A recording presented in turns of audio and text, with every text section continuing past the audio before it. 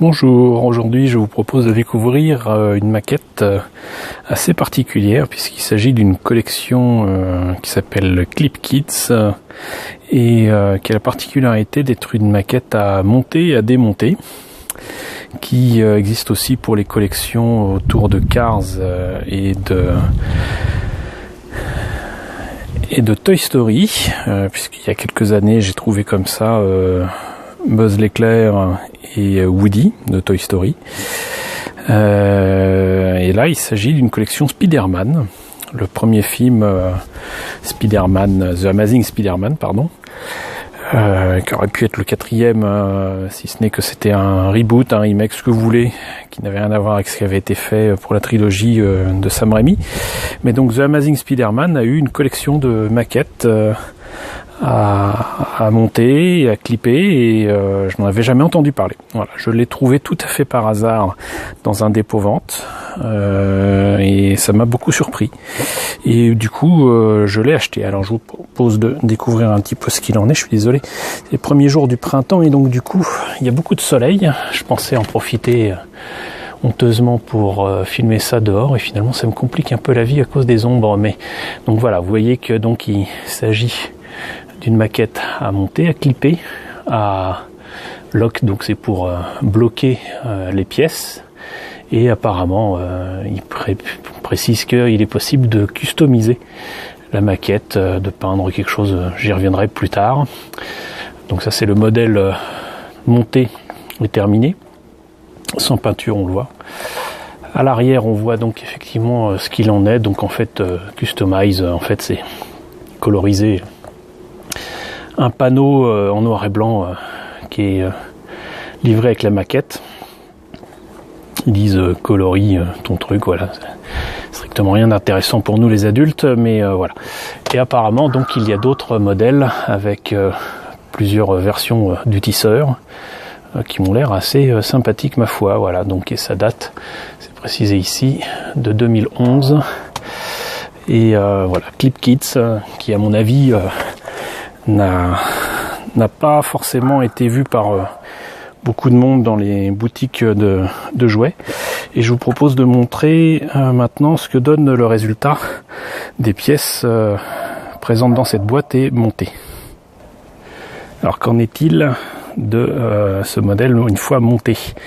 Alors comme vous le voyez, donc il s'agit d'un diorama relativement sympathique et surtout très très dynamique, où ils ont même pensé à faire la toile de l'araignée qui a priori devrait certainement s'accrocher à cette photo. Donc un arrière de diorama qui est pensé pour être donc un fond représentant New York. On remarquera que c'est un photomontage de vraies photos, donc du coup ça fait très réaliste, au contraire de cet arrière de photo où bon bah c'est un dessin quand même assez basique avec des traits de contour, très marqués pour les personnages et avec le visage gras,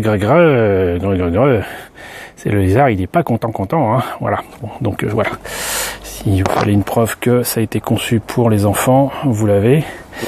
Mais sinon je suis quand même assez surpris par ce kit. Alors déjà on remarquera un petit clin d'œil à VLC, non je plaisante, donc un certain nombre de détails qui prouvent qu'il s'agit effectivement d'un combat de rue, puisqu'il y a la plaque d'égout et la borne pour éventuellement des travaux.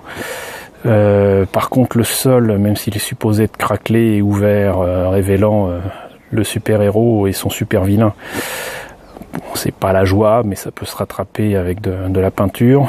On remarquera par contre que les pièces, si elles sont faites pour se monter les unes sur les autres, on voit quand même très nettement les jointures et surtout la pose de l'araignée.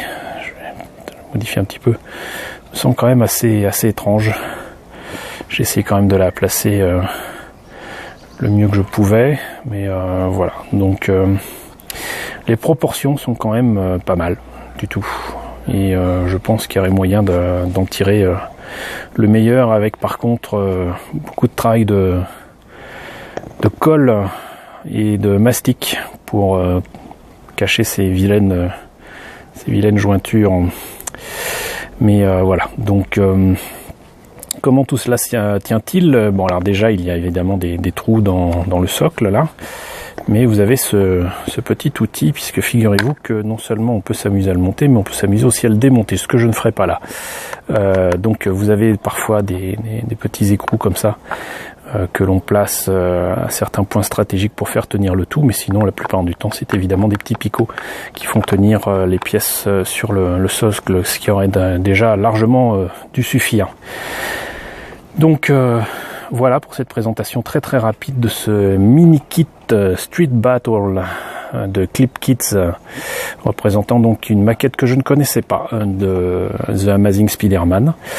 Alors c'est clairement une maquette qui est supposée être pensée pour les enfants, mais que je ne conseille pas pour les enfants. Déjà, ils devraient être très très frustrés de ne pas pouvoir jouer avec.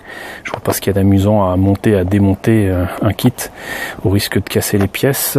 Par contre, pour nous adultes ou enfants un petit peu plus âgés que de 10 ans, ça peut représenter quand même un certain intérêt.